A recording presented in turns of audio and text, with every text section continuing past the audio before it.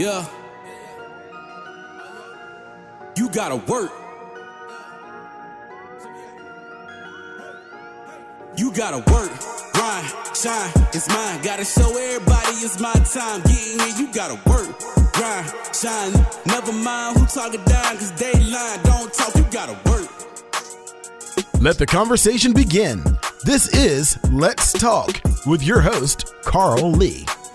Hello, ladies and gentlemen. This is Carl Lee, and this is Let's Talk. And we have an interesting panel with us today. A couple of folks returning, and we have a new guest. But I'm going to let everybody give all the positives about themselves first. Hollis Lewis, talk to us. Hollis Lewis, and I guess I could say new delegate. Yeah. Yes, congratulations over the air. Appreciate that. Yes. Reverend Matthew J. Watt, Senior Pastor of the Grace Bible Church, and also the President of Hope Community Development Corporation. Matthew Watts II, proud father and the president, head coach of the Western Mounty Boyz. All righty. All right. So, working for the city of South Charleston and being the president, basically to oversee their youth sports programs. Once again, in youth sports, we have a crossroads. It's like, what do we do now? And while this one is an interesting one, I don't think it touches how we actually got here. And let me explain this, because at one point in time, this league that we were in, Youth Football League, 5 teams. We went from like 12 or 14, and then overnight, a group of people, adults in the room, snatch a bunch of teams, leave Charleston, leave Dunbar, leave South Charleston, leave St. Albans, leave South Hills. Now, I could actually not say this out loud, but I think I'm going to say it. The problem ultimately becomes that Charleston was winning, Dunbar was winning, and those folks were not happy with it. I mean, anybody in the room going, and I don't know if anybody can question that, because there were no reason to, because even if you try to use Charleston as the issues that they had, whatever you wanted, like, does that mean you leave? Like and if you leave in them, why didn't you call me and say, hey, why didn't you go? Why didn't you call Dunbar and say, hey, why didn't you go? Why didn't we just leave Charleston by itself? What's the common denominator with those teams? I think it's color. I think it's color. Now, here we are again with an issue. Now, I'm going to spell out the issue the way that I have it. And again, let me help you with the show. Jump in, butt in, like it's a round table. Don't sit there and think that you gotta wait or you gotta respect the conversation. No, if you feel it's something, say what you gotta say. Well, let me ask this for those who don't know, because I'm not as familiar. When we say you think it's color and the ability of Charleston and Dunbar, South Charleston to constantly win championships, what other arguments did they propose? Because I know that wasn't probably the face of the argument. Did they say, well, they're violating the rules? What was kind of the reasoning that all these teams? Let me just say this. Like, okay, the reason that they gave. Anyway. Okay, I'm gonna give you this example and let you try to figure it out from there. I can remember in 1983. Okay, I'm sitting at my little 1-bedroom apartment in Huntington. I go to sleep, waking up the next morning, hoping that I'm going to get a draft. Yeah. Right? Mm-hmm. So we woke up in the morning, and we were a 5-team league. Did nobody say, "Hey, we are going to do this"? Oh, so they just exited. No, they didn't say, "Hey." And what was the parameters? Did they have to they could just leave? They didn't have to Let me rephrase it. Let me rephrase it. They just established a different league. Yes. A separate league, and they have every right to do that. But yes. You don't have to pay a fine. There's nothing like procedurally that has to happen The before you start this president, league. the president of the league was part of that. Oh, okay. That's what I'm saying. We woke up and we were just sitting there. Like, what? What happened? They had all, and we had met several times prior to, like, we're meeting like we got a league, and they're back there already setting up a new league. And there was nothing in the Bylaws bylaws that would prevent them from doing this, like a non-compete or something like that. No, I mean, you can succeed. It's not like Oh, the okay, United States gotcha. of America. They couldn't declare civil war and say, no, you cannot succeed. Okay, I'm just asking. I mean, for I those get who it, want to know. I get it. They just succeeded and separated, instituted a separate 501c3, incorporated themselves, wrote their own bylaws, and they declared themselves to be the Appalachian Youth Football League, and here are the teams that's in it. Wow. Now, more power to you, right? More power to you, but you didn't even give us a chance. Coach, let me say, it wasn't something that was done overnight. That was worked on for months. Yes, it was. Yeah. Yeah, It it was just once we clandestine, heard it, but it was worked on for yeah, months. we Yeah, woke okay. up. I woke up and we were out of the league, and they had reestablished themselves as a new league. So you were out of the league. You just left in the league. You were in.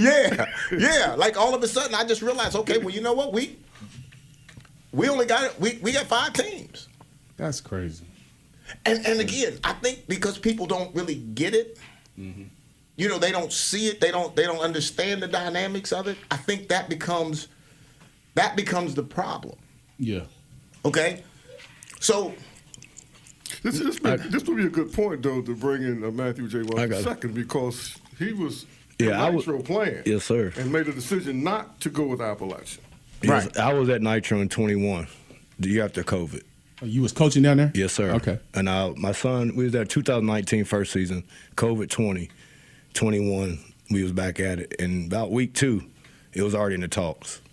By playoffs, it was sealed, signed and delivered.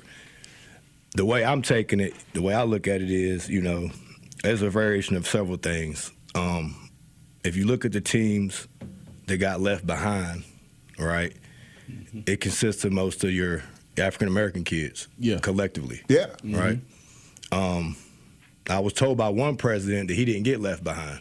He decided to stay, so it would be 5 teams instead of 4. That's in the MCFA right now. But a lot of it, I think, has to do with the competition. absolutely. People didn't want to compete. So, real quick while I'm talking, it comes back to, like, the 2019 class. That was my son's first season of any sport, right? They went undefeated.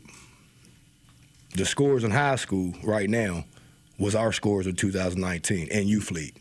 2021 was his up year C team because they lost their down year because COVID. Same thing.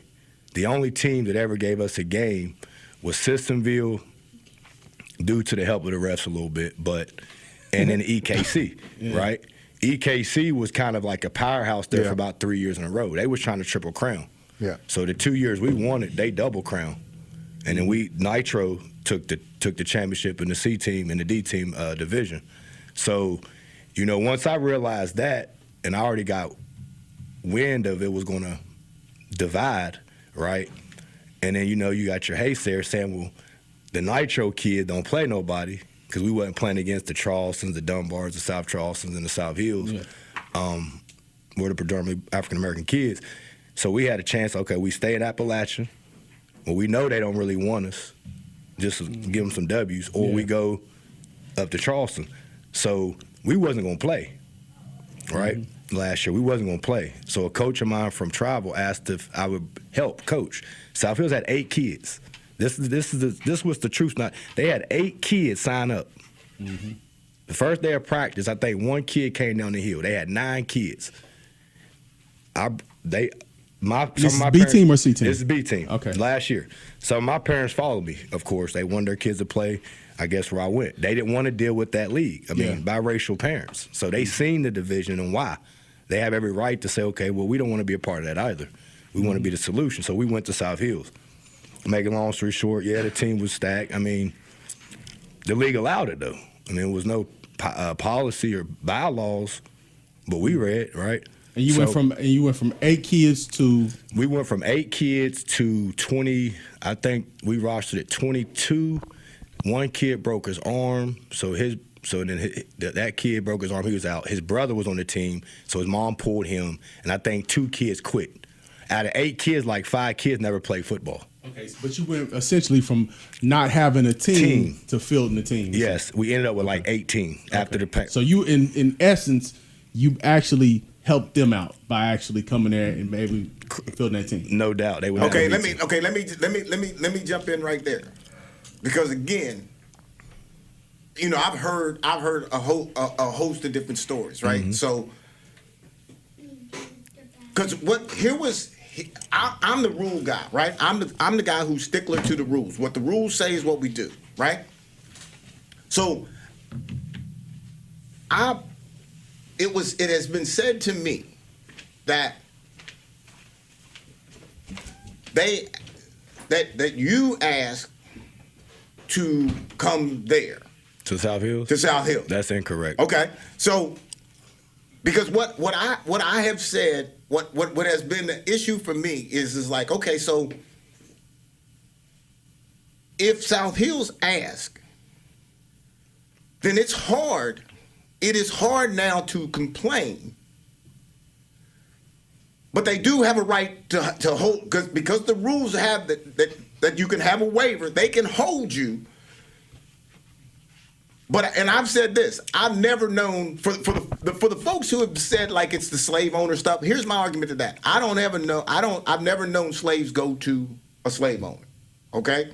So I'm not buying that. So I don't want to throw the racial piece of that in there, with the exception, like, the rules allow you to hold on to these players. But you opened the door, like you were the one who started this. If you ask if what you're saying is true, because I've heard the other. This is good. You know, I've heard the other. Then be careful what you ask for. Right? I mean, if I truthfully ask, they know the truth. They know the truth. They know, and we're not gonna put nobody's names, but their coach, who was the head coach, he coached my O-line for travel. He called me personally and asked, "Will you come help me coach?" That's not me asking them. That's him asking me. Okay. So. And I didn't even agree to it at the beginning. It took me about a week and a half to 2 weeks to give him an answer, because I didn't want to do youth league. I just didn't want to do it because I knew what everybody was going to say about it. So at the end of the day, my son at the time was 10. He wanted to play. So how do I tell my son, well, you can't play? You know what I'm saying? So that's why we played. I mean, if I can interject, rules. I tried to talk him out. Yeah, he did. He said it's not going to be a good idea. It's not going to end well. Yeah. Don't go to South Hill? Don't go. I told him, don't go. Yeah. And the decision to go there was for before we even got there, right? Mm-hmm. Rules had to be changed. Right? I'm going to say it again. Rules had to be changed and adjusted for us to get there. Matthew J. Watts II is not on the executive board. Well, okay, so let me say this. How did that happen? Let me say this. We're in the room, because I was in the room, and we're voting on this happening. It was 2-2. No, we were a no. Voting on allowing them to go. Okay, go or come. Okay, to not come. Okay, to come or not. Yes, yeah. We were saying that they should not come. So it was 2-2, and then another program says, well, let's just see how it plays out. So we're a yes. So the vote goes 3-2. Yeah. But there was no policy reason as to why they should have been denied to come in the first place. The rules allowed them to come to play. Yes. And I give you that. And one of the complaints that we all have. Okay, well, let me back up. So to the fact that there's no rules that would prevent that from happening.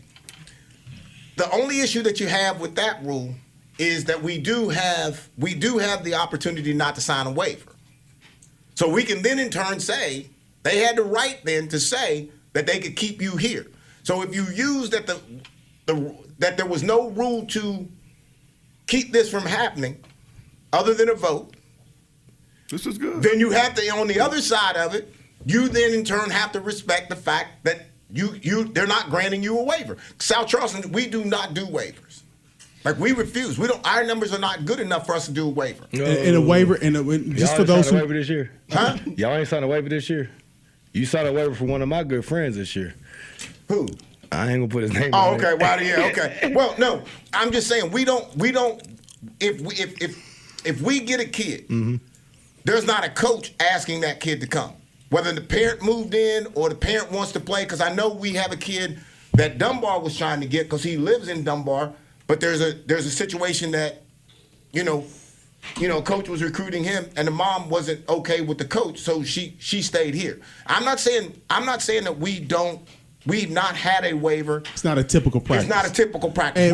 And for those who don't know, a waiver is saying that you're allowing a player to go wherever they want. who's at your organization to transfer or go to a different organization. Yes. Okay. Yes. So I don't know. For me, I'm uncomfortable. I'm uncomfortable with the idea of losing the whole community aspect of it. I think you may be in the mindset of travel ball and getting kids that can play, and not and I shouldn't even say the kids that can play, but you rally a group of players to play, and you work with them and you get them to a place to where you can go travel and go play. Basically, we can make that an all-star team. Youth sports, to me, continues and should always continue to be a community-based thing. Let me jump, and I'll say this as far as the travel ball, because I've come around on that, because particularly like if I'm living in one of the 5 communities that we're talking about, we're playing the same 5 teams over and over and over. So, for example, if you have a child who's excelling, who may be able to play at a level up, it's almost like if we're not going to do some really mass litigation, if we're not going to mount an effort to try to merge with Huntington Beckley to get a bigger team, organization, it's almost like we don't have a choice but to put our kids in travel ball, at least for some time period, to allow them to experience a higher level of competition. Okay. Can we put a point on the travel just for a second and come back to it? Because I want to speak to to the whole thing of waiver. Yeah. I agree with you, Coach, on the idea that youth sports should be community-based. The idea is to get young people involved in their local communities. I agree with that. But I believe that this binding waiver thing is totally antiquated. You guys are bringing back something up that was eliminated in 1960s when Kurt Flood sued Major League Baseball because of the reserve clause, and it bound players to their teams for their entire lives unless the team released them, unless they were cut. Free agency. Free agency. There was no such thing as free agency before you were born, right? Yeah, sparked free agency. Yeah, and so that case sparked, even though Supreme Court ruled against him, everybody knew it was a bad ruling. Mm-hmm. And then later it all fell and free agency ended in every place. Here's the point I'm trying to make here. A young person 7 years of age should not be bound their entire youth careers to a team in a community if there's a bad coach, if the parent can't get along with the coach. When you have a system that doesn't have legitimacy to it, these schools that you're putting in a pool and say these elementary schools are the kids from these schools have to play for this team. These schools have nothing to do with this. They don't have anything to do with it. They're not connected to this in any way. Canoa County School is not connected to the youth sports program. I agree with the concept that kids should be encouraged and strongly advocate to play for their local team, but sometimes it just doesn't work. And I would add on to that the community aspect has changed because, for example, the Mounty Boyz are now a community. So they're not bound by the imaginary lines of this city or that city. I disagree with. But they're a community now. I disagree with that. I think what they are. They are. And I'm just saying travel ball in general. I'm not saying specifically. Yeah. What they are is basically a travel team. But I'm saying it's a community within that. But there's a community. They built a community within that. But you're trying. I see where you're trying to go. But what you're saying is okay. So I'm saying the idea of community is different. Just say from this. Let's just say there's like 15 kids. There's 15 kids on the team, and they're all from 15 different places, and they come together and they support. Like they become. You're trying to make that a community. I say that's a team. See, I would say it's a community. I say it's a team. What I'm saying is this. I say it's a team. Okay, you're saying it's only a team just because they don't live in close proximity from the together. same valleys? They go to the same schools? They go, but even if they don't go to the same schools, their families are traveling together. They're putting money together in order to do that. So I'm saying a travel ball team is now it's a community. Okay, give me the in picture. Essence. Give me the picture of what youth sports should look like. Draw the picture. Okay, draw the picture. I'm saying it's different now. I'm not. Don't give me different. Okay. Don't give me different. Don't give me different. Okay. Draw me a picture of what it's supposed to look like. It's supposed to. Because what it is. Okay. Okay. And what it is. See, he answered my question. No. Now. What it is. What it is. Okay. What it is. He asked me a question. They're gonna answer it. Yeah, I'm gonna answer it. It took too long. Hey, that's called a rhetorical question. He took too long. So here's the deal. Okay. Youth sports, the intention, what the intent was to be community based. No. Oh my gosh, you 13 years old. How you gonna say that? The intent of youth sports is to introduce you to said sport. Exactly. In your community. No, it's to introduce you to said sport. Okay, wait a minute. Okay, so wait a minute. Okay, okay. Let me just do this rundown. Okay. Let me do this rundown. Go ahead. There's Charleston. Yes. Mm-hmm. There's South Charleston. Mm-hmm. There's South Hills. Mm-hmm. What are those? Communities. There's Nitro, Huntington. They're communities. Why are those teams named that? That's just their name. That's the proximity of where they're located. That is what you represent. That is what you represent. Come on, man. What I'm saying is that you way smarter. No. What I'm saying is that it's different now. It's different now. It's different. The reason why I can agree to disagree about that statement is because when I was growing up, Cross Lanes didn't have a soccer community organization. So everybody who wanted to play soccer, you fell under either you had to go play for the South Charleston League, you had to go play for the Sissonville League, or they had the league in where we played at was Columbia Gas. So like you have Nitro. Nitro didn't have a soccer league. So where we lived in Cross Lanes, our youth sports was football Nitro, and just recently, Nitro has a basketball team. Basketball used to be ran through Cross Lanes, Andrew Jackson Middle, right? Mm-hmm. So our community in Cross Lanes, we didn't have every sport for your community. So we had friends that went to different schools because we played in a soccer league that was not in our community. So I gotta kind of agree but disagree on that. And I'm saying, hey, kids now coming up in a digital social media age, their ideas of community. Parents and kids, their ideas of community is different because now it's a community of people who agree and they have similar thoughts on a specific subject who are across these imaginary boundaries that we're calling communities. But so I'm saying the idea of it is evolved. The rules that were in play. And those might be antiquated. Those, I don't even know how to spell that. I don't even know what that means. Pastor know how to spell it. You know, I don't know how to spell it. I don't even know what it means. Yeah. So you just it just went over my head. So I can ignore you, okay? Listen. The reason that those names are there, and the reason, and what youth sports was about, there is a very strong piece of this that is about development, but it was about community. Right. It was solely about community. Yeah. And like a bunch of different things, and the younger folks get, they see flaws in it. But my argument always is this.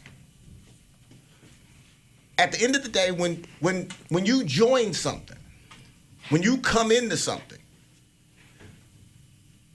and parents say, I want the best for my kid, okay?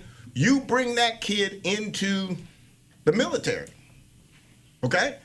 You don't get to say what time he eats, what he wears. You don't get to say anything. They do what they do. Yeah. If you're in the band, and your kid wants to be in the band, they join the band and they follow the rules of the band. And what we're trying to do is we're trying to You can't. There's nothing that you're coming into that the rules are not always there. Okay, and what we want to do is we want to change those rules for whatever that reason is. But you don't get a single individual can't change the rules. Okay, I agree with you. I agree, and I think the point I'm getting ready to make is consistent with what you're saying. I can see what both you and Brother Hollis are saying, right? I've been saying in my morning talks, show me the community. Right? I hear people all the time talk about the black community. I say, show it to me, right? Because community is two words, common and unity. Where do we live and are we actually share things in common? And where are we unified? I'm looking for it. Because I can't see nothing we're unified on, right? So I don't see community. We can agree to disagree. Yeah. I live in a neighborhood, and I know where the division is. But here's the point I want to make. I want to get us back to the point. And you're talking about the rules, right? There were new bylaws that were created by the MSC when you changed by the MSC when you were left by Appalachia, right? Bylaws were rewritten for the 5 teams. They were reduced from 14 teams to 5 teams. Open transfer portal. Open transfer portal. That was the rule. First year, Yep. anybody could Go come wherever in. you wanted. You've played at Appalachia, you could come in and you can play wherever you wanted to play. So the invitation from South Hills, and it was an invitation from South Hills, from the coach, to the Mounty boy coach, and any of those players to come in, he was well aware, as was his board, that they were operating within the rules. That was clearly stated and articulated when those kids came in. And some of those kids that came in to play at South Hills, they came from the old Appalachia. Some of them were from the Harrican community. Some were from the Cross Lanes community. One was from the Sissonville community because his parents chose them not to go and play in Appalachia. So all I'm trying to suggest is the invitation extended by South Hills, by the coach, and by their board was within the rules, according to the way they interpreted the rules, and they helped to put the rules together. And we certainly would not have come in if it was in the violation of the rule. That's the point I'm trying to make. Right. The other thing I want to say here, then you guys can resist it and disagree with me vehemently. This idea of leaving. I'm a grandparent. I attended every games. I sit in the stands, and I love to go watch these young people play. I regretted going to South Hills. It was an uncomfortable feeling to sit in the stands and see these people who are not cheer for your grandchildren, but only cheer when their children got in the game and played. They made it obvious to us. It didn't take long, and that's one of the reasons I told my son, don't go up there. It's not going to be a pleasant experience. They want their children to shine, right? I understand that. And their children are much better this year because he coached them last year, right? And he disciplined them and taught them a lot of different things. But here's my point. Before the season was over, they didn't want us there, right? Okay, we didn't want to be there. So it was clear and obvious, but we don't quit. So we finished the season, we delivered them a championship, we didn't make no scene about it, and we just gracefully exited stage left, and nobody from South Hills ever contacted them and said, will y'all come back and play for us next year? They didn't want us to be there. We no longer wanted to be there. And I don't even think that he can speak for himself. It's whether they were planning on playing or not. So that's why this idea of them having control over those players that go to South Hills goes out the window. When they made it clear they didn't want them to be there, and they did not extend an invitation to any of the players that he had bought them last year and asked any of them to come back and play for them this year. And those are the facts. All right, let's just take a quick break, and we'll be right back. Contact Carl Lee on email. Let's talk carllee@gmail.com or text 409-422-7539. You're listening to Let's Talk with Carl Lee. Sponsorship opportunities are available. Email letstalk@promessage.com or call 304-342-8131. For more information, visit WCHSnetwork.com/Let's Talk. Now, back to the conversation. All right, ladies and gentlemen, this is Carl Lee, and it's Let's Talk, and we've had some good talk here already, and one of the interesting components into this again is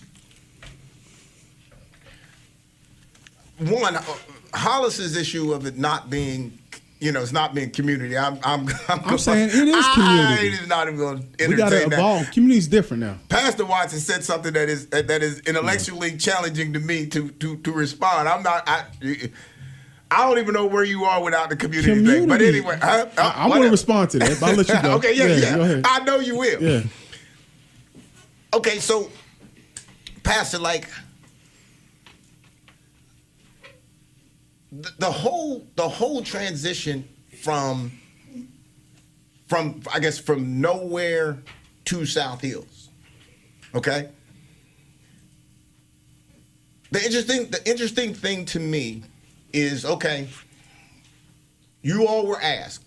Somebody told me that you guys asked. That's not true. I understand. I understand. That's not true. I want to make sure it's clearly, emphatically stated. Yeah, that's they know it's not true. They know it's not true. They know it's not true. And they know they engineered so we could. Basically, they engineered the rules and they engineered the schedule so we could still travel and let me last year while we play youth league football. To be honest. Okay, so see, which is one of the reasons why I had said that travel ball, if you're playing travel ball, you should not be playing youth. That's my safety issue. But we didn't. We didn't travel. So that's my safety issue. But now, where did the Charleston issue come? Now, here's what I'm going to say. This is what I heard. That you come to their practice all the time. All the time. Yep. And you saw that they had low numbers. That's correct. And that you then went to your son and said, hey, can you help this team? Can your guys come in, your kids can come in and help this team? Now, okay, that's the story I got. Okay, my first comment was, because I think they said they only had 12 kids. That's correct. First of all, we've been in this situation before. You've been around youth football. If a team's got 8 players, then you line up and play 8 players, right, with them. You know. I know you don't know, but you can. Oh, you can. You got to start with 11. Yeah, but if you can't, if a team doesn't field 11, if they field 9, 8, whatever, you can then say, okay, in our league, you can then say, okay, you have an option. You can play with 8 kids against them. So Charleston was saying that, okay, they only had 12 players, and my concern was,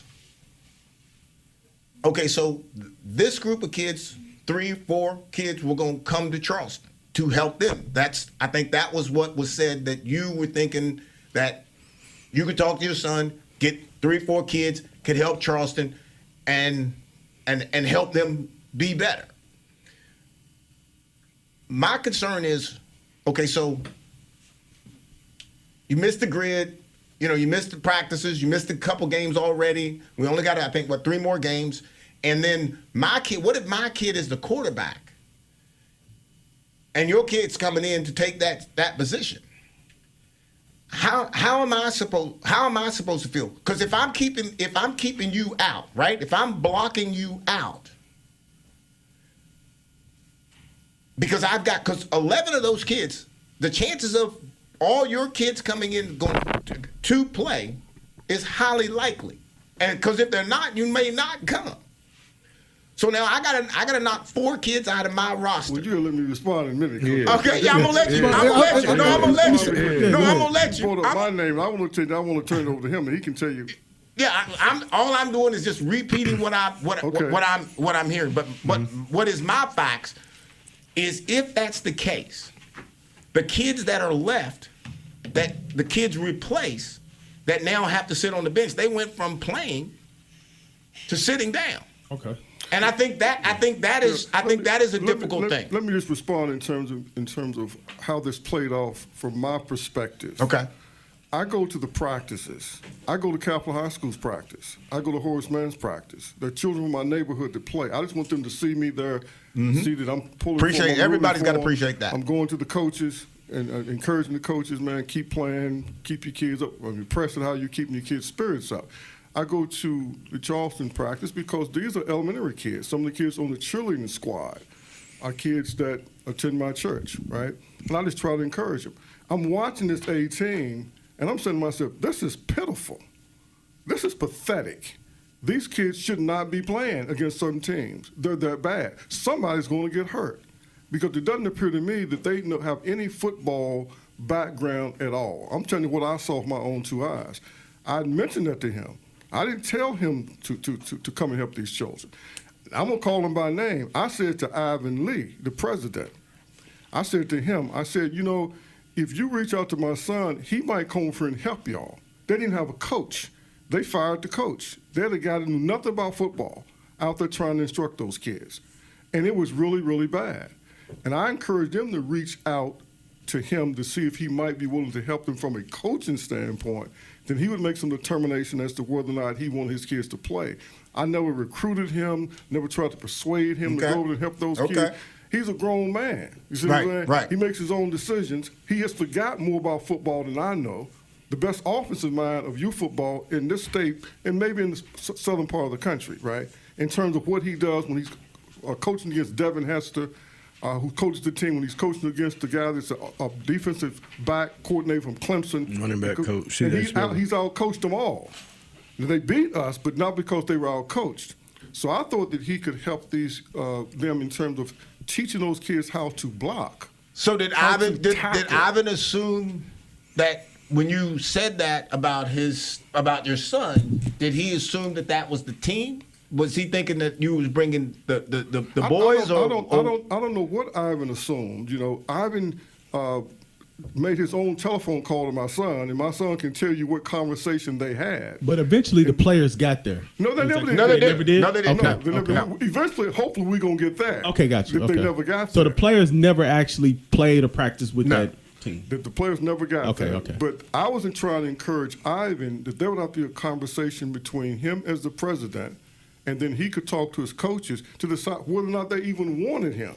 Because one thing I do know, he doesn't want to be anywhere he's not wanted. I know that for a fact. So I was telling Ivan, you've got to talk to him. And I told some of the other coaches over there who were saying, well, can you? I said, no, I can't get him to do it. If y'all want him to come and help you, you got his telephone number. Pick your phone up and call him and talk to him yourself. So just to make it clear, the point of the controversy that's currently happening is just that those players aren't being released from the previous organization. No, they got released. They got released. But the initial issue was that they weren't going to. Okay. And then, so South Hills, the leadership at South Hills decided that they were going to just opt out. Opt out of being part of it. You're jumping way kind of ahead because there was a good faith effort made to get the releases signed.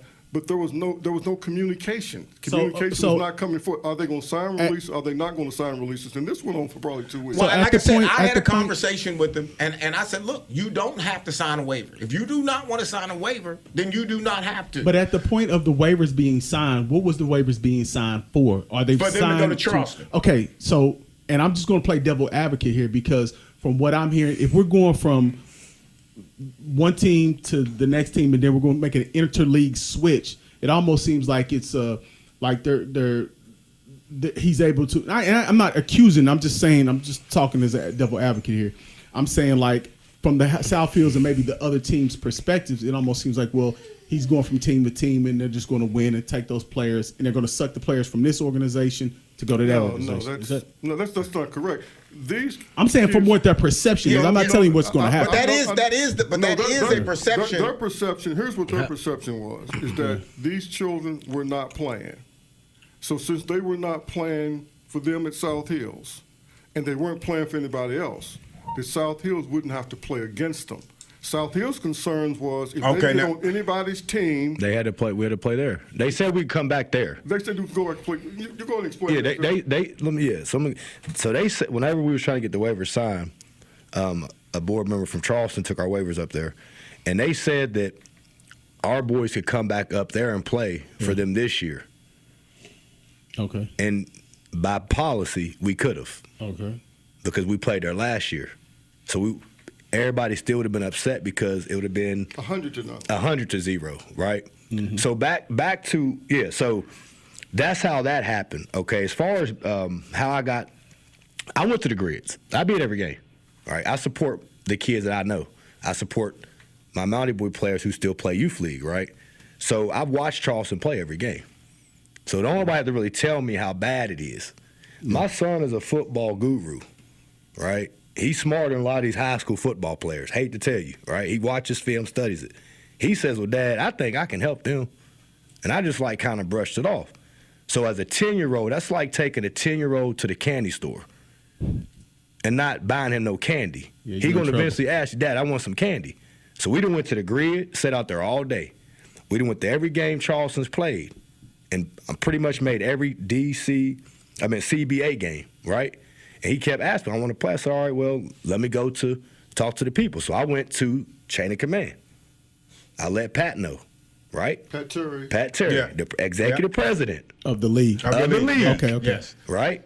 Then I President for Dunbar. President Got for it. Dunbar. Then I went down the chain of command because we was trying to get the waiver signed to go to help Charleston. So I hits up Ivan Lee. After they've already called me, wanting me to come help coach. Trust me, Charleston and South Hills are not the only team has reached out to me since 2019 wanting us to come play. Every team, and when it was MSC with 14, 15 teams, every team besides your Logans, South Hills, EKC, South Charleston, St. Albans, Nitro. Who reached Poker. out from South Charleston? We ain't gonna go there. Every year. Every year. Well, When let I me just say make coaches, I didn't say executive boards or coaches. Well, see, I am the board, so Well, I know. Well, coaches from every organization pretty much has hit me up on Facebook, and I don't delete messages, right? Well, What we're talking about is a couple kids, let's be honest. Yeah. These 3 kids that everybody's concerned about, Matthew J. Watts III, Xavion O'Keefe Little Watts, my nephew, and Trey McDavid. What people don't realize, 2 of them lives 2 minutes from each other in cross lanes. They're going to play against each other unless one of them hits the transfer portal until they graduate high school, right? Let's cut the foolishness. My nephew is going to play with his cousin. Who doesn't do that? That doesn't even make sense. Like let's be honest. Who's going to sit there if you got cousins in the same grade? You're going to sit there and let one cousin play over here and one cousin play over here. That don't even make any sense. I haven't seen it. I guess what I'm saying is that, again, from just playing devil's advocate, not that I necessarily agree with how the rules played out per se, but it appears, and again, I'm not saying this is nobody's intent. I'm just saying it appears as though it's like a mercenary thing where you can go from team to team and just be dominant from team to team, as opposed to it being a rule or some sort of barrier that prevents X amount of transfers. This may very well be. It's usually been that one big time player. That would be the guy that would move here and there. Okay, you've never had a group. This is the first time. This is the first time. It's been groups. I mean, it was groups when I was a kid. I don't remember. Coaches and players have been doing this. Yeah. You got a slew of them right now down in Dunbar who've been at 3 or 4. Yeah, they've been at 3 or 4 different youth league coaching, and then took kids with them. This is no. See, I don't see it again. Maybe the because first rodeo. Maybe okay, and I got no reason to question you on that. What I'll say it. I'll justify my ignorance by saying, because my focus is simply on South Charleston. Now, it will be very difficult and let me go on record. Okay? Let me go on record. Okay? He's on record. I am on record. All right? So if someone contacted you for your kids and wanted to and then in turn came to me and said, "Hey, I talked to Watts and I got his voice. He can come to the team." It ain't happening. Not because it's personal, but I'm going to lose 3 kids that belong in South Charleston. And my overall boss is the mayor. Yeah. And the mayor is all about South Charleston. So what do you mean? You're going to lose 3 kids if you let them transfer? Yes. Well, they might not play. Huh? They may choose to not play and you lose them anyway, right? No, I'm just saying because they're gonna if they come in and they're good enough to take that kid's position, if they're good enough to take that quarterback position, if they're good enough to take that running back position. Now I'm gonna move a South Charleston kid. I gotta sit him on the bench. I'm not doing that for an outside player. Let me just say that he may not sit on the bench forever. Like if the kids would have went to Charleston and played, they would still only had 16 players. I went to see Charleston play. Their tongues were dragging. They had 12 players. I get it. South Hills beat them 36-0. They ran the clock continuous in the third quarter. Didn't play the fourth quarter, and the score was 36-0. They lost to Dunbar 40-0 on 2 separate occasions. Right. So I understand what everybody. This is not mercenary. This is showing mercy. Somebody getting their brains beat out, and this little guy say, "Look, I think I can help them. Not win the championship." But I guarantee you, if I'm playing, but in helping one team, you hurt another team, though. Hurt whom? I'm saying from their perspective. Who are you hurting? What I'm saying is that if you leave if you're in my organization and you're a dependable, good player, and you're helping us achieve what we want to achieve, and then you go to another organization, you're helping that organization, but you're hurting me. Okay.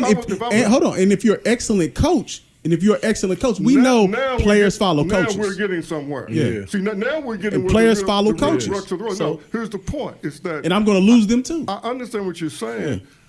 South Hills was set. They had their team. They got 20-some players, I believe, on their roster. Right? Yeah. They're playing extremely well. Should have beat Dunbar in a game. They lost 8-0 at Dunbar. Right? South Hills really don't need these kids. If South Hills had these kids, they would be being little. It would be hard to keep the score from being 100. Yeah. They're beating people like they beating South Charleston. I mean, they beat Charleston, as I said, 36-0. Running clock in the third quarter, no fourth quarter. This is not about South Hills needing them. Yeah. It's about South Hills not wanting to play against them. That's what this is about. And I got, you know what? I got no issue with that. Right, but the issue is that's one perspective. It's a different perspective to that. It is. It's a different side. What is the different side? The different side is saying like, what is the different side? We're losing. We're losing those that play in the close. They already left. Yeah. You've replaced you your didn't keep them. You didn't want them. You didn't ask to keep them. Okay. Now you're gonna say that they're bound to not play. Here's the last thing I want. No, I'm saying I'm just giving a different argument. I'm not saying I'm right or wrong. No, I appreciate it. Man, the argument. scores would be 100-0 if we would have stayed up there at South Hills. People was crying when we went up there last year. If we would have stayed, them kids got better. What people don't realize is last year we had drone footage. As coaches, we run the drone footage back. We just like a high school coach. And you did that at South Hills. What? I can show you. That's my point. Our kids so if you're doing all that, that's better for them.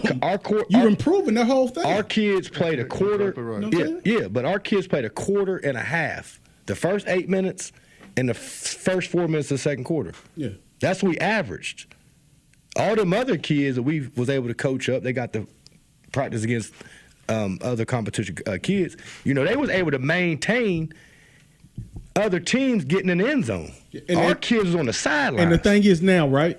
Now they spent the whole year playing against better competition and having better coaching. Correct. So now they don't even have the kids and they don't have the coach, but yet they're still maintaining the level that, or somewhat maintaining. They have travel kids. But they're maintaining. Nobody's talking about that. Okay. They have travel. My player. Okay, gotcha. They have a top lineman that's R&R top 100. That's like high school rival. Yeah. R&R's for kids. It's for the youth. R&R kid. I got a lineman R&R kid. They do combines just like NFL. They're ran by D1 players and ex-NFL players. And they rate these kids. I think it's kind of a money gimmick sometimes, but it is what it is, right? But if you want to see the real kids who play football, that really play football, you got to go see what's out there. And these kids really play football because they train. That's the difference, or where our kids are behind, right? In the bigger city, you have gyms that are up to date, right? And these gyms are ran by ex-college players, ex-professionals, and people who know what they're doing. So our kids we don't get that. So some of the coaches I've coached against, right, they played in the NFL. And I'm not talking about a long time ago. I'm talking about 5, 6, 7 years ago. C.J. Spiller is their head running back coach for the Clemson Tigers. He's on the sidelines every game. He's the head football coach of the Georgia Eagles, right? So you don't think he's giving his kids a recipe of what it takes and what they need to do? His lineman coach played with him at Clemson. So them kids are getting, most of the time, the top of the top tier of training and the technique and the skill. So when we play, right? Southfield's got 3 linemen that's 230. That's average of 9U, 10U in travel. And that's all the more reason I wouldn't want to play against you. If you got all that information and knowledge, I don't want to play because he's going to whoop me. Yeah, and we played against the Georgia Eagles. That's who we played. I'm just saying locally, though. If you're saying it's that deficient, if it's that wide a gap, if you getting that sort of knowledge and training, and then I'm just a dad coming after work just trying to help my kid. But I've gained that. I studied this myself. That's what I'm saying. You got it, but you know what I'm saying? If the other teams don't, I've kind of put this to where people just don't want to admit it, but I put it to where I got kids that are on another level, but they should not be denied. All right, but let me What's the difference between we go to these? I've been to South Charleston's youth league basketball, so let's go. I'm gonna go throw that out there real quick. I know we're talking about football. So what's the difference between these kids who play on the same travel basketball team? I've seen them on 2 eyes, right? On their youth league team, they got 2 and 3 kids that they play same AAU team. But then you got 2 or 3 other teams that don't even have an all-star AAU player on it. And the scores is 50 to 6. Yeah. But nobody's talking about that though. But the way let me just clarify the way we do basketball as far as our internal league, right? So what we do is we do a draft. Mm-hmm. So if you have a kid, so let's say like you're on the Lakers.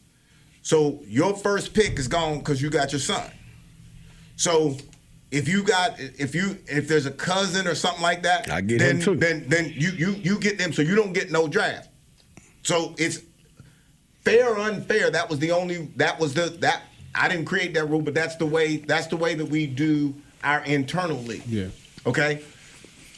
But I think this is always is gonna somewhat be a impasse because there's legitimate reasons for everybody. But Hollis, one of the things that you say when we start talking about training and football and you say like I'm different.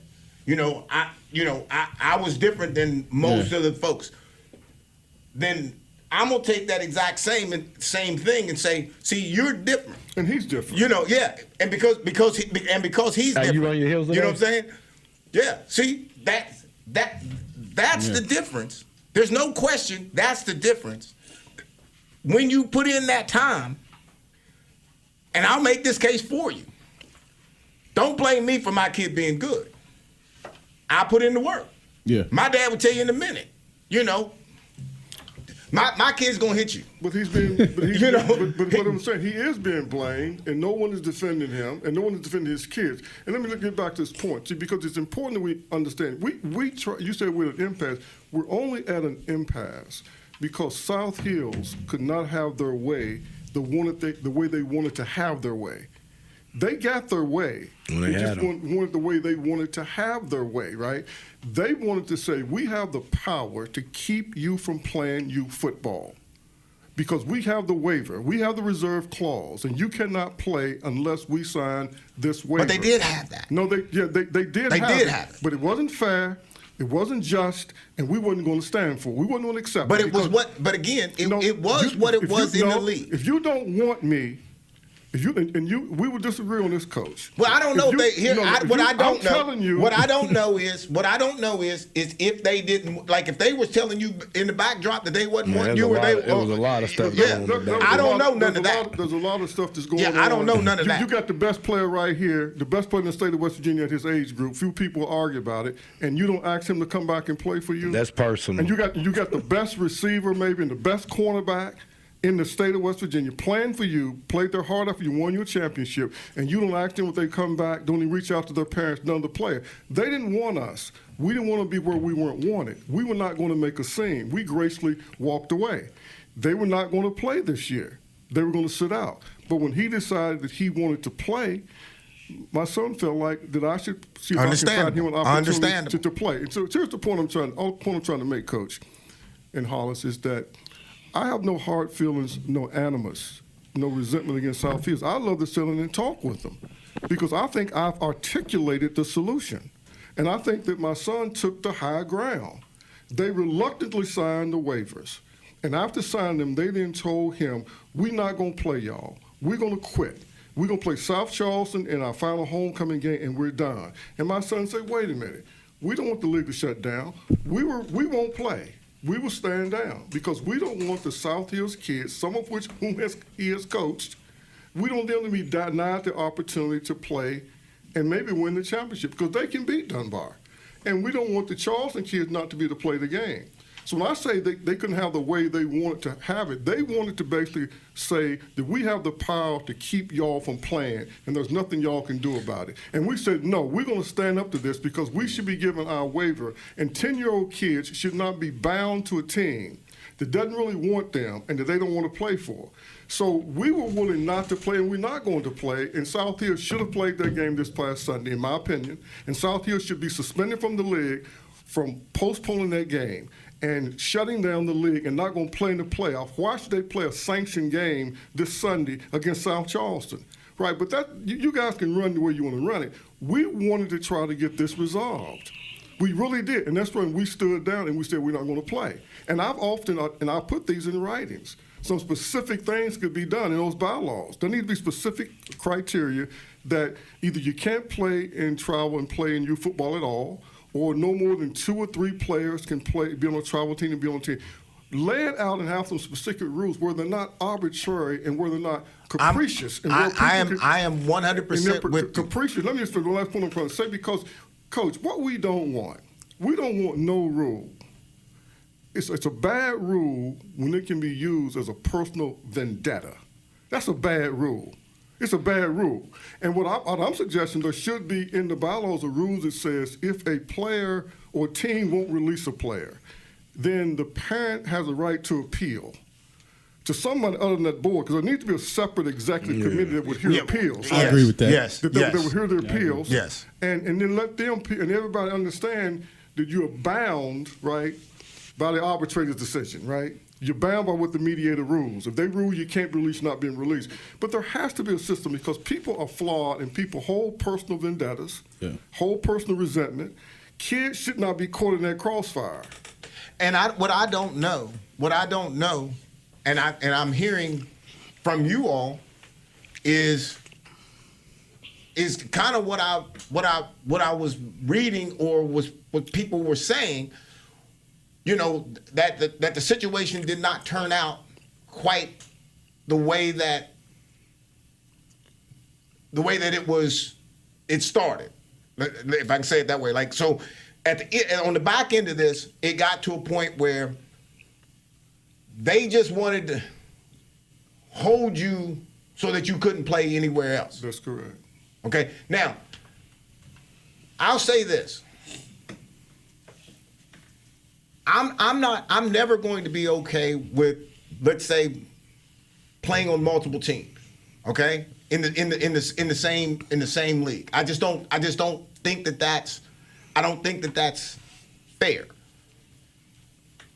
And I think at the core of the potential core of this is that people in youth sports, they see it bigger than really what it is. They see it more valuable than what it is. You may see this as making your son the best player he can be. You may see this as your son becoming the best coach he can be, and that passing down. But somebody somewhere else, you know, just like the league that just up and left, those folks, those people who just sit around and created the bylaws and just up and left, what they want is what's best for them. And your best don't count. Dunbar's best didn't count. What was going to be best for Charleston, South Hills, wasn't the best for those guys, those teams that left. They were like, they didn't care about you, and they definitely didn't care about the kids. So I think at the end of the day, the mix is, how do we really structure something that is legitimately the best for the kids? How do we create something that we don't create all-star teams We don't do all of these different types of things to where we can try to teach the things that we want to teach. And when I say teach the things that we ought to be teaching, I'm not talking about the skill set. I'm not talking about the competition piece. I'm talking about the lessons. You know, being on time, working hard, that kind of stuff. Are we getting that out of the kids? Are we forcing them into this situation? Because half of these kids, the majority of these kids, may not even play in middle school. Let me ask you a question. What's the first thing you said to me when you said you might go over there and help them? When you came and watched them, what's the first thing you were going to do? We discipline. They don't have nothing. It was bad. We taking all that stuff off. Helmet, shoulder pads, gone. Like I told them they don't. How many times say they shouldn't be playing? If we're talking about safety, because I'm the number one when it comes to safety, right? If we're talking about safety, them kids technically shouldn't have been probably playing. That's my opinion. People might take out offense, right? But I just know what I've seen, right?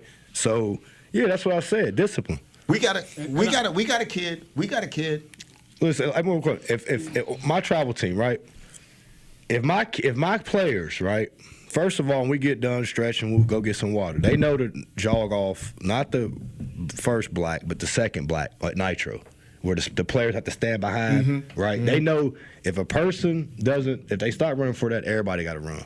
That's a lesson. If I see a kid even think about going like this to his speed flex, pop the button, even think about it, right? Everybody take off. Well, what's that?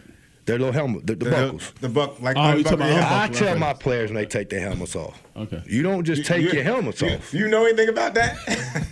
Yeah, I was saying way in college. Yeah. You did us like that. I got it from you. Yeah. I tell my kids when to take their helmet, and when I say hats off, you better say thanks, coach, or everybody is running.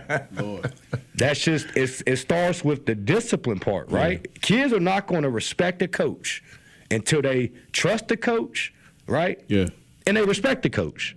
So if a kid feels like he can run over, he can run and get water he won't, he can run and go talk to mom when he won't, that's what they're going to continue to do. I tell my kids, keep running to the sidelines of your mama, you're going to keep running to the parking lot and don't come back, right? Yeah. And just from a procedural standpoint, to reiterate what Pastor White said, I do agree with that. I agree that there ought to be, if there's not an appeal, that's kind of a flaw in the bylaws, and that's a big omission, because there needs to be an appeal, because like I said, whether a waiver is right or not, there's also mitigating circumstances that would go into that. So there has to be, that needs to be amended. I have one question. Could you answer what team you think has the most travel kids in their organization? I probably couldn't tell you. I would maybe take a guess at maybe Charleston. Maybe. Okay, Charleston, right? Them kids go to the same elementary school.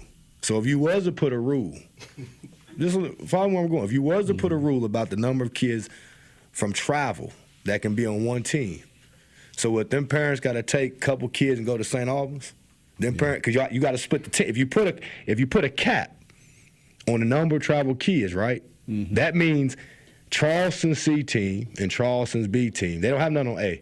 Charleston C and Charleston's B, you'd have to pull kids off of that team and take them to other teams because they're going to supersede the cap. I think what he probably mentioned is like people from different communities, not necessarily those. Yeah. It would have to, the language would have to be a little bit refined. Sometimes it's the luck of the genetic lottery, right? It's the genetic lottery. Yeah.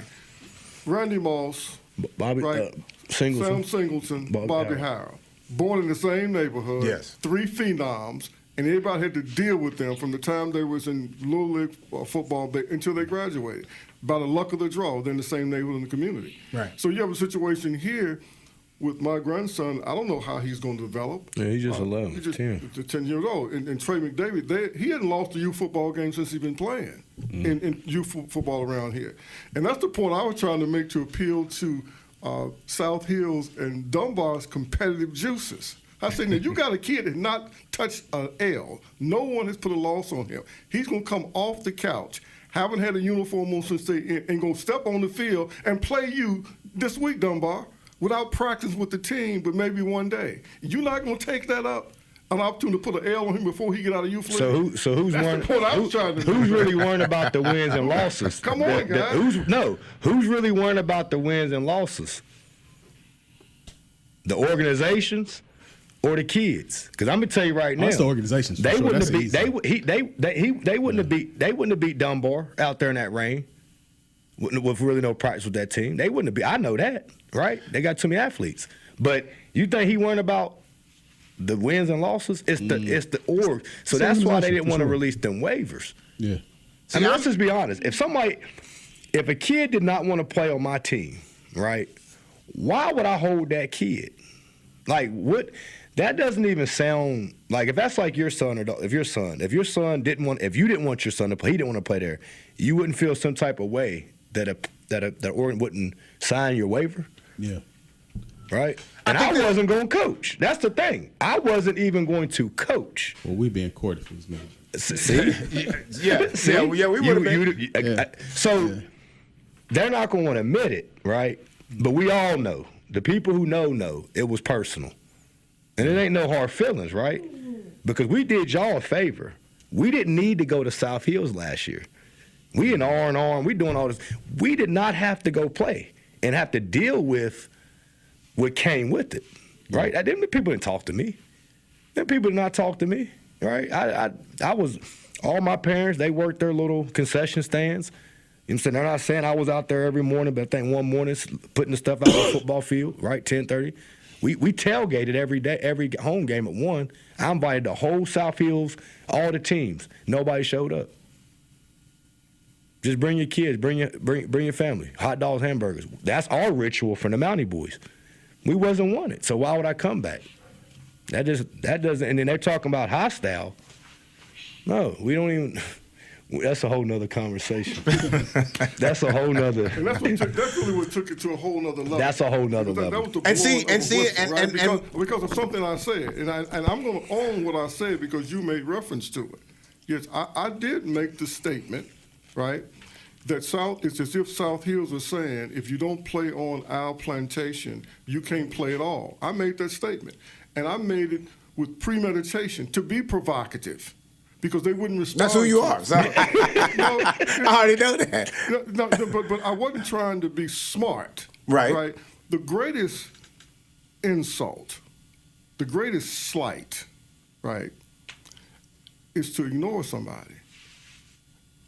It's to say they're not even relevant enough to be responded to. And we were making appeals to them in good faith. We want to play. We don't want to hurt y'all in any way, right? We think they deserve an opportunity to play. They're not necessarily going to win the championship. Talk to us. And even the board. See, the whole board. And that's where I really had a problem with the executive board. There should have been some communication back to my son about this waiver situation. Pat knew. There should have been. We pleaded with Pat. Pat called a meeting of the executive board. Put this before the executive board. Let the executive board vote on this. So here's the bottom line. I love these people, man. I'm a West Side guy. I'm going to pull for the Cougars. I go to every Capital game. It's miserable, but I sit there. I'm going to pull for these guys and hope we live in when they turn this thing around. And I'm going to keep supporting the Cougars Youth Football League. But it's been hurtful that nobody has contacted us. Nobody from Charleston's organization have called us after we went on the line with this whole situation, right? But the thing that was most disappointing, if Ivan Lee would have said, we don't want y'all to play. We wouldn't even have did it. We wouldn't have did it. If he would have said, we don't want y'all to play, because nobody wants y'all to play. We knew you didn't want us to play. We knew that. You didn't want us to play last year. I mean, you're my guy, right? Yeah. That's right. We understood that. But we thought that this is Ivan didn't want to deal with the flack. Yeah. Right? That's what we thought he didn't want to deal with the flack. And our position was, no, we got to stand up because we think that we're right. But let me ask you this. You got the floor. Just overall, outside of this individual situation, like how do we fix this to make it like it was or similar to where kids can play and it's not just because it seems like every year this situation, it's always a lawsuit, whether it's basketball and football. It's like every year it's a lawsuit between one of those sports, dealing with kids being able to play or not being able to play. So how do we fix this? And I'll try to be quick. Here's what I would lay down, and I'm willing to write this down. I thought about it. is the first thing. I would try to get all the teams from the Appalachian, all those groups. Let's come. Kanawha Valley teams. Yeah, all the Kanawha Valley teams. Yeah. The whole group that was the report. Let's have a conversation. If this is about the youth, if it's about the children, That's the mistake you make right there. That's the mistake that right there. And so let's go to let's assume we're going to do something. Okay, there you go. There we go. I like that. Yeah, in that's the a best better way. interest of the children, Right. right? And get about the table and have that conversation. And then I think we need to talk about, number one, we need to have a governing body that's independent. Bingo. Yep. Right, Yep. the president. Bingo. Someone that has to Yep. interpret the Absolutely. rules of the Yep. road, right? And we got to be willing to submit to their decision as Yep. being final. Yep. Yeah. The presidents, they saw these guys that manage the administration of the league doing the scheduling, communicating back So and outside forth. body does Yes. the administrative Right. duties. Okay. But the presidents, they manage their team, Got you. and they communicate with each other. But any controversy, any Okay. rule interpretation Goes above any them. Goes above them. Yep, absolutely. Because the presidents are too close. They got a vested interest. Vested, They yeah, got coaches breathing in 100%. the air, right? Yeah. So that's number two. We need to look at setting up divisions. Some of these teams should not be playing against other teams, right? I've always said this. The West Side has a decisive advantage. It has 16,000 people live on the west side of Charleston, the same size as Fairmont or Beckley, right? Almost twice as many people as South Charleston. It's a small city. It's a city within a city. Yeah. So the population, I mean, there's 350 kids at Mercy Snow. 180 of them are boys. There's another 350 kids at Edgewood. 360 boys. That's an elementary school on the west side of Charleston. We should have more kids playing. But if we create divisions, just like you have D1, D2, We had D3, that before. and we need to go Yes. back to that. Yes. because- Yeah, like had a that triple A before. thing for Yes. those, Yes. like triple A, Yes. single A, Yes. and double A. We did. Some of these small communities, man, they shouldn't be playing the west side. Right. It's just an exercise in the kids tracing the air. They can't tackle nobody. Right. So we got to create real competition where people are playing against each other on their grade levels, right? And that could be fluid. You can move up, you can move down, you depending. can move up, and you can do, and you make those adjustments. So are you saying to what you just said to him? I just want to make sure I hear that right. So are we saying it's not on an age base, but Now, I think You keep your age you base, keep but the it's based age on base. population Oh, size, yes, and then we yes. can As far figure as- out what okay, division yeah, you yeah, fit yeah, into. yeah, okay, And then okay. if you're dominating, say, single A, then you could move up to. I think soccer does something similar. Right. So if you're dominating single A, you Right. just move up But to when double we A. had that at one time, if you lacrosse does the remember, same thing in high school. we had double A and triple A at one time, and I can remember a team that was in double A refusing to go to triple A, and they was blowing out. But that's where you double have A. the governing but body you have the because- governing body you that have the they would governing have body. to do that. You go- yeah, you go out. you have to. And go. I would make it, and to add to that governing body, I would make, and again, people don't want to hear this, but I would make stuff finable. So if your organization Absolutely. does something Correct. that's Yes. out of the scope Correct. of our rules, Absolutely. you're going to get fined. You're going to hit financially. Yes. You know what I mean? And coaches will get suspended. Administrators So will you get get suspended. I would handle it like that. Yeah. Absolutely. And the third thing, and I'll get out of the way, Hollis, I appreciate the question. The third thing is that we got to come to some agreement that coaches have to be willing to participate in some type of training and development. CLEs. I mean, you've got to, you can't just because you thought you could play and thought you were really good. This is youth development. This is about developing young people, Yeah. right? And that's at every level, Pastor. It's at not every it level. ain't about Yeah. whether you play it or not. You got to get certifications if you want to coach high school now. Yes. You know what I mean? And So- you need- See, and I think I the agree with only that 100%. I think the only problem that we have, and I agree 100%. I think the only problem that we may have in that, which unfortunately is most people are volunteering that time, and then the question is, are they really willing to go take that test? You know, but there is no X's and O's. But we can there isn't administrate- no real true X's and O's. But there's we that could safety administrate test that you can if there's take. a governing body. That body we could administrate our own test. It doesn't have to be anything Exactly. like with the WVSSACC. We Exactly. could create the test, Right. and that way we could just make sure these are the points we want to cover. You come to a class on Saturday. You sit here for 4 hours. We're gonna provide you drink some food. And you Right. take it, Okay, and I'm then you with got your that. I'm with certification. that. You I know can what I see mean? that. I can see that. That's right. And that's, now you're showing the coaches we value what you're doing. Yeah. I mean, we really value. They are valuable. If I had the money, I would pay them. I think the 100%. coaches should be paid. Yeah. I think the 100%. cheerleading coaches should be paid. 100%. What they do for the community, what they do for these children, it's of tremendous value. Yes. Right. I'm working on Yes. a grant. I don't know if they're funded or not, but I'm trying to get something for next year. The other thing, and I'll just end with this one here, is that Coach, now put your thinking cap on. Uh-oh. Right? No, but he's going to remember this because he's younger than me by at least a decade. That ain't got nothing to do with my brain. I have been in the NFL. Yeah, he done took them hits. So don't hold me to it. And I was watching some of your film the other day. You took some hits, but you delivered some too, Coach. That's where it hurt at. Delivering them. But if you remember several years ago, I'm an advocate, for Charleston. I'm an advocate for black people specifically, poor people in general. Charleston has always had trouble. They found a way to get themselves in trouble, right? The stuff is not as tight as it should be, and it's been a problem for many years. Let's just admit it. Yeah. What I was trying to say, when does Charleston get a chance to be redeemed, right? They got a board over there that's now trying to do the right thing. A coach posted something on Facebook that the board's presidents didn't think was offensive. They called him and had a conversation. Charleston president went back, met with his board. They dismissed the coach, right? Now give Charleston some credit. A popular guy, a guy that I personally like, right? I like him a lot. Right. But I thought it was the right decision that they made because I thought that the offense, it was offensive enough that it required the type of discipline. So give Charleston credit trying to get the house in order.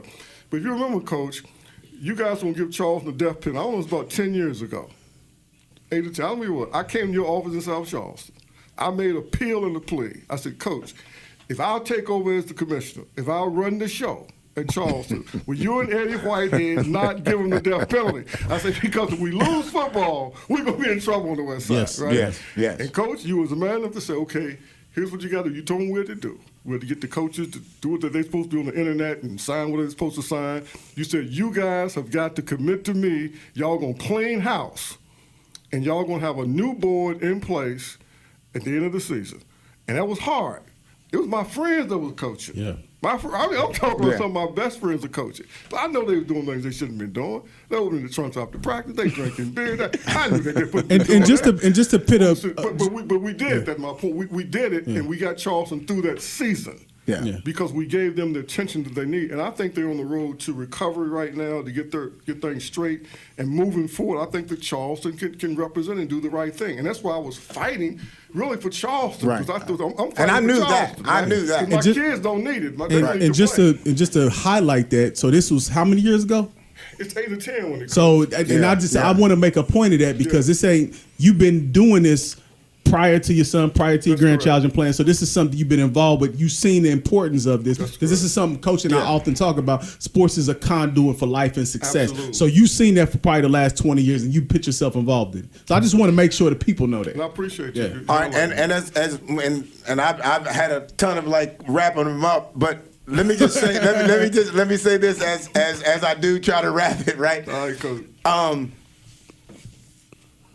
I am solely a football guy.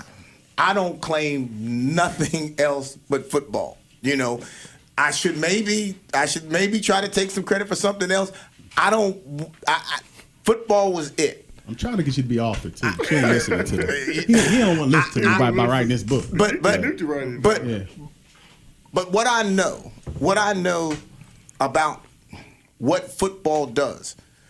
When you started going through your discipline, Hollis can tell you, mine was just the same thing. Exactly the same. When you do that, when you do that, you are creating something. You're building something. You're building somebody. And when that person understands, you don't even need for somebody to tell you to get dressed, to get ready to go. I'm so early sometimes to places like I get nervous. I get nervous 2 hours before. I'm like, okay, well, I probably need to get dressed. I got a 5-minute drive. And we start looking at sports. We look at it as just the touchdown. What your kids are getting, okay, what you're putting into those kids, that's life. Whether they play another down, they're gonna remember. No, I got to be on time. I better run over here. I better do this. That's something you don't forget. And so, at the core of this, youth sports to me is building young people. Absolutely. And however and we're at a juncture where we have to now start to say, at all cost, We got to get in. We got to get in and start digging it up. Somebody could be half right, half wrong. We got to dig it up. We got to find the rights. Get rid of the wrongs, and we have to get out the people who are about them, because it ain't about them. No. It's about the kids. And most of the problems that we have are the adults in the room. That's the problem. At the core of it, it's the adults in the room. Ladies and gentlemen, this has been a great show. I enjoyed it. I appreciate you guys being here. And this is Carl Lee, and Let's Talk, and we'll get back with you again. We're out. Good job, Coach. The opinions expressed on this program do not necessarily reflect the opinions of WVRC Media, its management, employees, or sponsors.